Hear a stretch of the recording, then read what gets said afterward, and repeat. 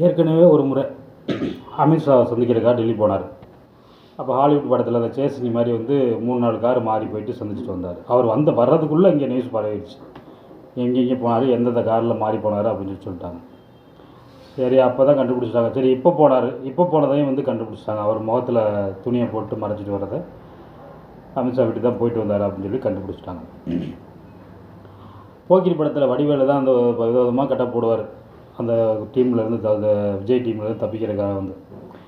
அப்போ எப்படியாவது கண்டுபிடிச்சிருவாங்க, ஒரு சமயத்தில் கண்டுபிடிச்சோன்னா எப்படா என்னை கண்டுபிடிச்சிருக்கீங்க, எவ்வளோ இது கெட்டப் மாத்திரம் அப்படின்னு கண்டுபிடிச்சிருக்கீங்களா அப்படின்னு டென்ஷனாக வர வடிவேலு.